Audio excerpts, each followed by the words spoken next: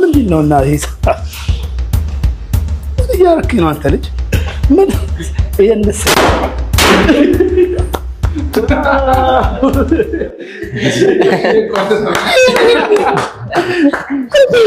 እናንተ እና ይሄ ከልጆት የተበረከተ አይገባኝም እኮ ጋሽ ምንም ይገባል ይላል። ይሄ ሲያንስብህ ነው ጋሽ ነው ሲያንስብህ ነው። ምንም ነገር አያስፈልግም። ይሄ ላንተ ሲያንስብህ ነው። ነገ ከዚህ በላይ ትልቅ ደረጃ ደርሰን ደግሞ በደንብ የምናኮራህ ነው። እኔ አይገባኝም እኮ የሚገባኝ ሰው ነኝ እንጂ ጋሽ ይገባል። ገና ከዚህ በላይ ላንተ እልሜ እኮ ነው። እኔ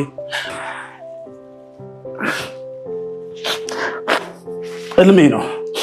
ተረጋጋሽ። ምንም ይሄ ላንተ ሲያንስ በምን አቅምህ ልጄ በምን አቅም በዚህ ጣት በዚህ እጅ በምን አቅም ስስትምህ መከራይ ግንጥል ጌጤ አበባይ የምድር ላይ ጸጋ ጭንቄ አንተ እኮ ነህ ለኔ ወርቄ ስስትምህ መከራይ ግንጥል ጌጤ አበባይ የምድር ላይ ጸጋ ጭንቄ አንተ እኮ ነህ ለኔ ወርቄ ኑርልኝ ድብቅ ስንቄ እስካለሁም ድረስ ስንቄ ኑርልኝ ድብቅ ስንቄ እስካለሁም ድረስ ስንቄ እንኳን ደስ አለ ለጋሼ እንኳን ደስ አላችሁ ሁላችሁንም። ጋሼ እንኳን ደስ አለ። ግን እኔ ከዚህ በላይ ባልቆይ ደስ ይለኛል። ደስታችን አታጨልሚው፣ ደስታችን አታጨልሚው። ዛሬ ተስማምተናል። ቢያንስ ለአንድ ቀን ቢያንስ እኔ ሳቸው ባሉበት እዚህ መገኘታችን ነው። ይሄ ነገር እኮ የመሳካቱ አንቺ እጅሽ አለበት አይደል?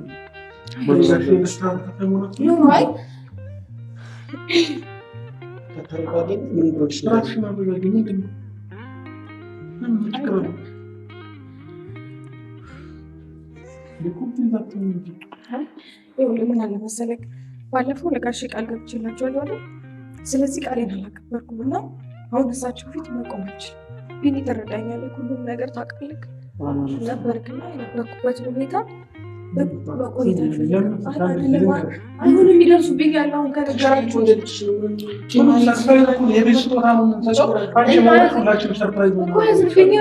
ያዝንብኛል።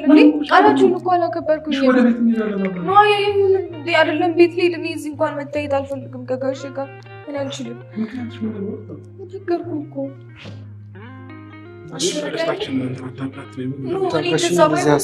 ጋሽ እንደዚህ ያስብም አንቺ እነሱ መገናኘታችን እንጂ ደስታቸውን ሙሉ ማለት ከፈለግ ጋሽ አንድ ላይ ወደ ቤት መሄድ እንችላለን።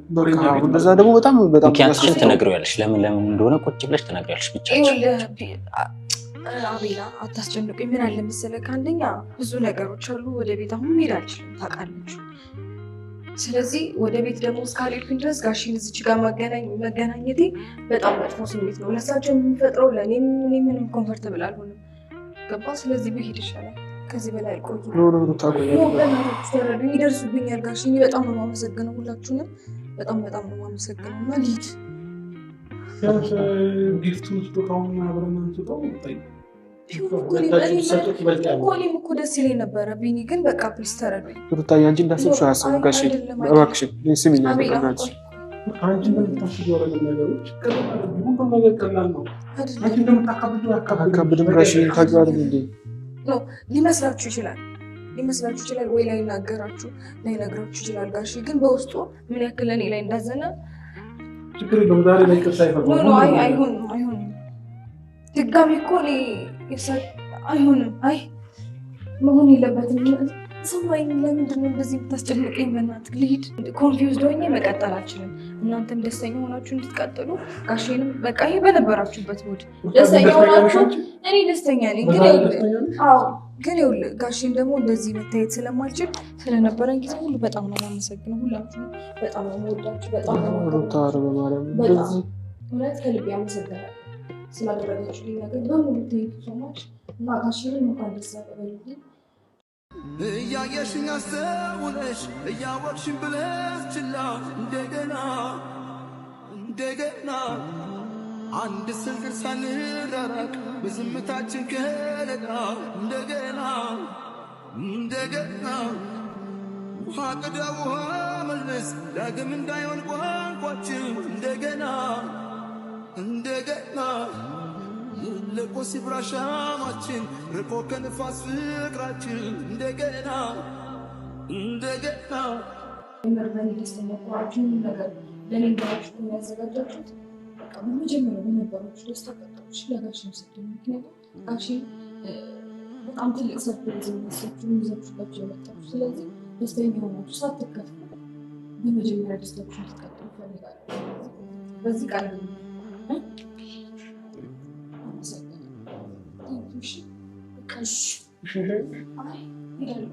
እኔ ልሸኝሽ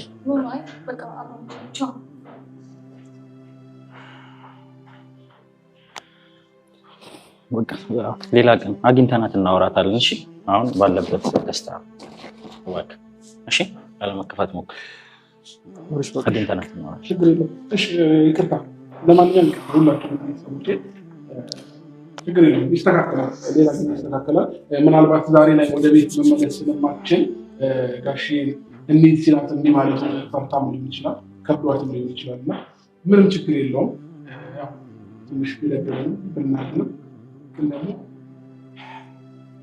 በቃ ዛሬ ሁሉ ነገር ረስተን ሰርፕራይዝ ጋር መድረስ አለብን መሰለኝ ፋሚሊዎቼ እንግዲህ ቢኒ አሁን ጋሽ ይዞት የሚመጣበት ታይም ደርሷል እሺ ራሴን ለመቆጣጠር እየሞከርኩኝ ነው ሩታኖራ ይሄን ሰርፕራይዝ ብናደርገው ደስ ይለኝ ነበረ ግን ደግሞ ባለሙያ በጣም አዘኛለሁ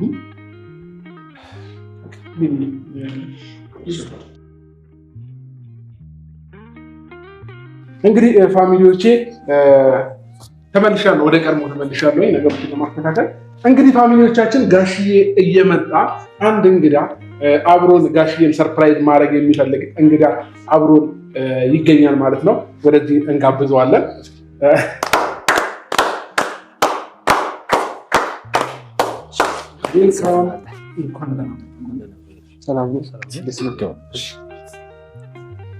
እንግዲህ ፋሚሊዎቻችን ጋሽዬን ሰርፕራይዝ ስናደርገው ወንድማችን አብሮን አለ ማለት ነው ስለሱ ምናምን ያለውን ነገር በኋላ ማስረዳችሁ ይሆናል ግን በጣም ትልቅ ባለውለታችን ጭምር ነው በጣም ነው የምናመሰግነው ትልቅ አክብሮት አለን ለእናንተ እንግዲህ ቤተሰቦች ጋሽዬን ሰርፕራይዝ ካረግነው በኋላ ብንነግራችሁ ይሻላል ማለት ነው ከሱ ጋር የተዋወቅንበትን ያሉትን አክብሮት ማለት ነው እና ድምፅ እየሰማሁ ነው ነጋሽ እየቀረቡ ይመስለኛል የሆነ ድምፅ እየሰማሁ ነው ቤተሰብ ተዘጋጁ እዚች ጋር ሆን ይመቸኛል አሁን ምንድን ነው እና እያደረክ ነው አንተ ልጅ ምን ይሄንስ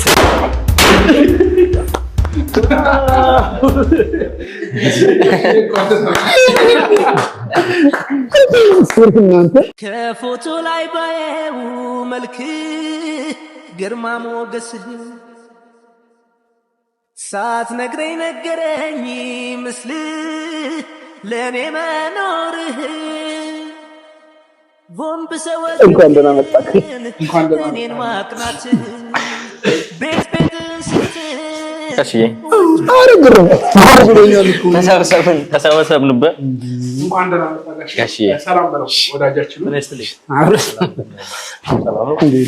ሰላም ነው እግዚአብሔር ጋሽዬ ግባ እዚህ ትላለህ ካሜራ እንትን ብላችሁ ይኸው ግባ ጋሽዬ እንዴ ነው ይሄ ነገር እንኳን ደህና መጣህ አባቴ ዛሬ እንግዲህ ለየት ያለ ተለቅ ያለ ሰርፕራይዝ ተዘጋጅቶልን ነው የጠራነ እንደሌላ ጊዜ ፍራንክ ልናደርግ ወይንም አንተን የሚል ነገር ምንም ነገር የለም ትክክለኛ የሆነ ነገር ነው ዛሬ ወደ አንተ ይዘን የመጣ ነው ሰርፕራይዝ ልናደርግ ነው እንደምታየው እንደዚህ ሸብርቅ ብለን ሁላችንም እኔም እንደዚህ እንዴት አየን ጋሽ አለማለት ተሞሽራል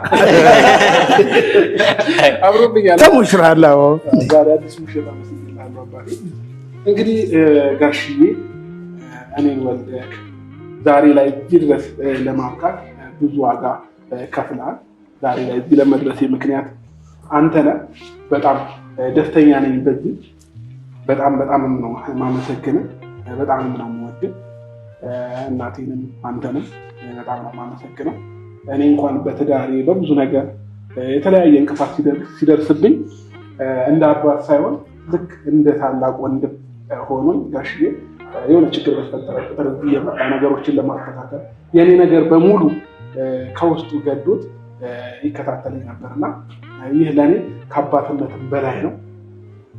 ቃል የለኝም አንተ ዛሬ ላይ ምንም ባደርግልን አደረኩልህ ብዬ ማውራት አልችልም። በጣም ነው የምወድህ፣ በጣም ነው የማከብርህ። ነገ ላይ ደግሞ ከዚህም በላይ ትልቅ ደረጃ ደርሼ አንተን ማኩራት እፈልጋለሁ። እንግዲህ ጋሽዬ አንተን ወደዚህ የጠራንበት ምክንያት ጋሽዬ አዲስ አበባ ውስጥ መሀል ከተማ ላይ ልደት አይደለም ጋሽዬ ልደት አይደለም የቤት ስጦታ አበርክተንልሃል። ይህ ስጦታ ደግሞ ያበረከትንልን ሌሎች አንተን የሚወዱህም የሚያደንቁህም ሰዎች ተጨምረው ከቴምር ሪል ስቴት ጋር አዲስ አበባ መሀል ላይ እንግዲህ የቤት ስጦታ ተበርክቶልሃል ማለት ነው ጋሽዬ። ከኔም በላይ እንግዲህ ምናልባት ወንድማችን አለና ያለውን ነገር ያስረዳሃል። እንግዲህ እኛን ሊያምነን ስላልቻለ እስኪ ኖር ደግሞ አስረዳው ጋሽ። እሺ እንግዲህ ይሄ ትልቅ ስጦታ ነው። ይሄ የቤታችን አግሪመንት ነው። ልጆች የገዛሉት አግሪመንት ነው። እንግዲህ በዚህ ደረጃ ነው ቤቶችን ገንብተን አስረክበን ደንበኛ ከኛ ጋር ሲዋዋል ይሄንን እንደ ቤት ውለታ ለደንበኞቻችን የምናስረክበው ማለት ነው እና ይሄ ከልጆት የተበረከተ ምንም አያስፈልግም። እኛ ደስተኛ እንድትሆን ብቻ ነው የምንፈልገው እና አይገባኝም እኮ ጋሽ ምንም የሚገባል ይላል። ይሄ ሲያንስብህ ነው ጋሽ ነው ሲያንስብህ ነው። ምንም ነገር አያስፈልግም። ይሄ ለአንተ ሲያንስብህ ነው። ነገ ከዚህ በላይ ትልቅ ደረጃ ደርሰን ደግሞ በደንብ የምናኮራህ ነው። እኔ አይገባኝም እኮ የሚገባኝ ሰው ነኝ እንዴ ጋሽ? ይገባል። ገና ከዚህ በላይ ለአንተ እልሜ እኮ ነው። እኔ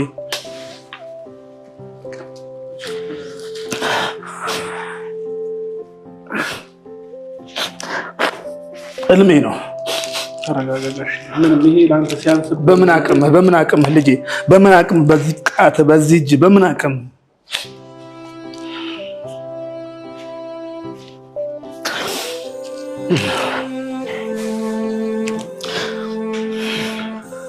እኛ እኮ ገና ልጆች ብዙ ነን። ነገ ላይ ትልቅ ቦታ ደርሰን አንተን እኮ ማኩራት እንፈልጋለን። ይሄ እኮ ትንሽ ነው ጋሽ።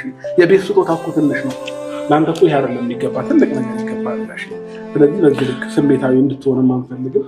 እኔ ልጅህ ነኝ እኮ ጋሽ አይደለ? ልጅህ ደግሞ ልጅ ለአባት ሲደረግለት አባት ደስተኛ ነው እንጂ መሆን ያለበት ስሜታዊ መሆን የለበትም አይደለም። ድንገት እንትን ስትለኝ በቃ ውስጤ እንትን አለኝ። መቼም እልሜ ነው። እኔ ይሄ ነገር እልሜ ነው። እልሜ ውስጥ ላይ አለ ባይዞ ምንም መናገርም አልችልም። በቃ ሁሉም ነገር ይለፍ። እንኳን ደስ አለ ጋሽ። አታልቅሳት። የተባበሩኝ እግዚአብሔር አምላክ ይስጣቸው። እግዚአብሔር አምላክ በረከቱ ይስጣቸው። በሚያልቀው በረከት ይባርካቸው። እግዚአብሔር አምላክ በሚያልቅ በረከት በእነሱ የተነሳ ቤተሰቦቻቸው ሁሉ ይባረኩ። የተባበረኝ በዚህ ሁሉ የተባበረኝ በዚህ ነገር ሁሉ የተባበረኝ እግዚአብሔር አምላክ በበለጠ ይባርከው። እኔ ምንም የምለው ነገር የለም። እኔ ምድርና ሰማይ አንድ ነው ሆነብኝ። በቃ እግዚአብሔር አንተ እድሜህን ጤናህን ያብዛልን እንጂ ነገር ላይ ደረጃ ደርሰን አንተ ማኩራት ነው የምንፈልገው እና ምንም ስሜታዊ እንድትሆን አንፈልግም። አሜን። የደስታችን ቀን ነው ዛሬ። አላለቅስም። የደስታ ቀን ነው እንዴ? ስሜታዊ ሆንኩኝ። በቃ ውስጤ እኔ ደስታዬ ቀን ነው። በቃ እግዚአብሔር ስሙ ይባረክ። እንግዲህ ጋሽዬ የቤቱን የመጀመሪያውን ክፍያ ባለ 2 መኝታ ቤት ነው የገዛሁለት ለጋሽዬ። እንግዲህ የቤቱን የመጀመሪያውን ክፍያ 983 ሺህ ብር ከፍዬ ጀምሬያለሁኝ። እስከ መጨረሻውም ደግሞ ፈጣሪ ረድቶኝ እንደምደርስ አልጠራጠርም።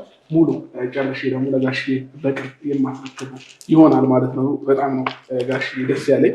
አንተ ደስተኛ ስትሆን ነው እኔም ደስተኛ የምሆነው ማለት ነው እና ያው ብዙ አማራጮች ነበሩኝ። ከብዙ ምርጫዎች ቴምር ሪል ስቴቶችን መርጬ ከነሱ ነው ይህንን ቤት የገዛሁት ማለት ነው ጋሽዬ እና እነሱም በብዙ መንገድ አግዘውኛል። ከልብ አመሰግናለሁ እናንተንም እና ጋሽዬ እነሱንም አመስግናቸው።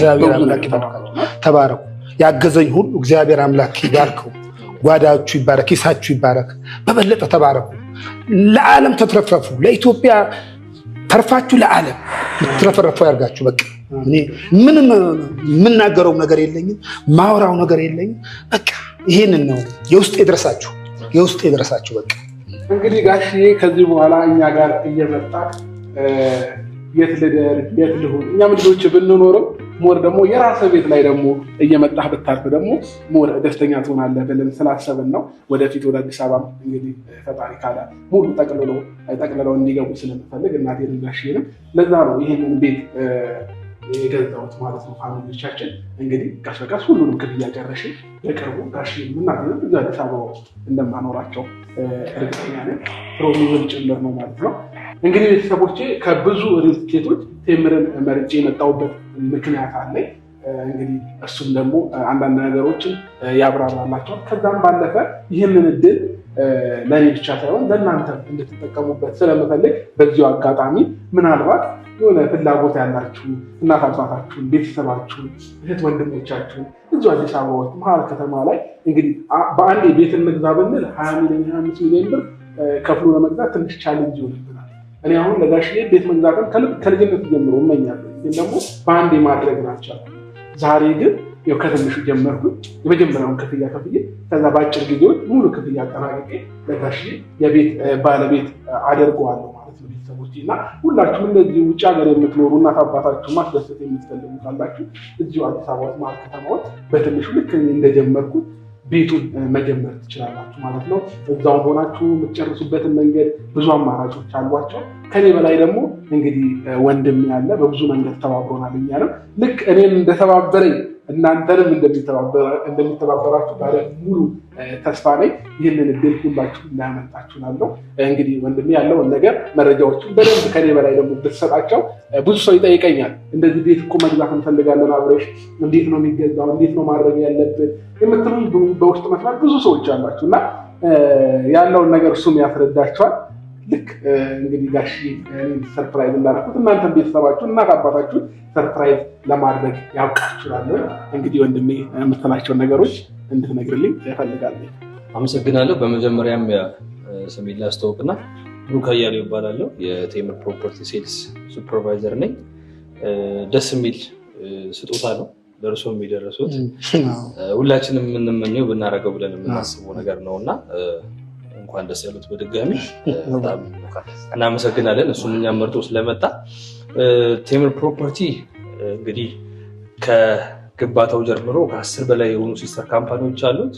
ኦልሞስት አሁን ላይ አንድ ወደ 7 እና 8 ዓመት እየተጠጋን ነው። በእነዚህ 7 እና 8 ዓመቶች ውስጥ 10 ቢልዲንግ እና 354 አቦሮችን ያስፈረናል። በ4 ኪሎ፣ በለቡ፣ በላፍቶ፣ በአያት አካባቢ በአጠና ተራ እንደዚሁ የተለያየ ቢልዲንጎችን ለሰው አስረክበን መጥተናል ማለት ነው። አሁን ላይ ደግሞ ምህዳራችንን አስፍተን በተለያየ ነገሮች ግንባታዎችን እያደረግን ነው ማለት ነው። የእርስዎ የተገዛውንም ሳይት ጨምሮ ማለት ነው። ያው ቴምር ፕሮፐርቲ ከሌሎቹ ሪል ስቴቶች ምን ለየት ያደርገዋል የሚባለው ነገር ምንድነው? ብዙ ጊዜ በሪል ስቴት ደረጃ እምነት የሚባለው ነገር ትንሽ ነው። እኛ ጋር ደግሞ ታማኝነትን ግልጽ ለማድረግ አብዛኛውን ነገር የምንሰራው መሬቶቹንም የምናገኘው በሊዝ ነው። ሊዝ ደግሞ ሲሆን አጥሮ ማስቀመጥ አይቻልም፣ ግንባታ ያስፈልጋል። ከተለያዩ ፕሮጀክቶች ጋር አብሮ የሚሰጥ መሬት ስለሆነ የመንግስት ፕሮጀክት ስለሆነ የግንባታ ፍጥነቱ በዛው ልክ መንግስትም ኮንትሮል የሚያደርገው ስለሚሆን ከዛ አንጻር ጥሩ የሆነ ፕሮዳክትን ለከስተመር ለማቅረብ ያው ተነሳስተን መጥተናል ማለት ነው። ሌላኛው ለየት የሚያደርገው ነገር የገዙበት መሬት ላይ ወይም 30% የግንባታ ሂደት ሄዷል።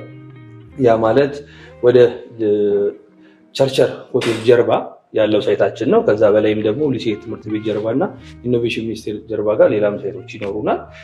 ምንም አይነት የዋጋ ጭማሪ አይኖርም። ዶላር ቢጨምር ገንዘብ ቢጨምር ምንም አይነት የዋጋ ቫይሬሽን አንጨምርም። እነዚህ ነገሮች እርስዎ ቤቱን እስኪረከቡ ባለበት ደረጃ ድረስ ኮንቲኒስ የሆነ የገንዘብ ሁኔታ ነው የሚኖረው ማለት ነው። በተለያየ ሳይቶች እርስዎ ከገዙበት ሳይት ጀምሮ ከ63 ካሬ ጀምሮ ቅድመ ክፍያቸው ከ693 ሺህ ወይም ደግሞ እስከ 146 ካሬ ድረስ ቤቶች ይኖሩናል። ከባለ 1 መኝታ እስከ ባለ 3 የእርስዎ ባለ 2 ነው። ቅድመ ክፍያው 983 ሺህ 10% ነው።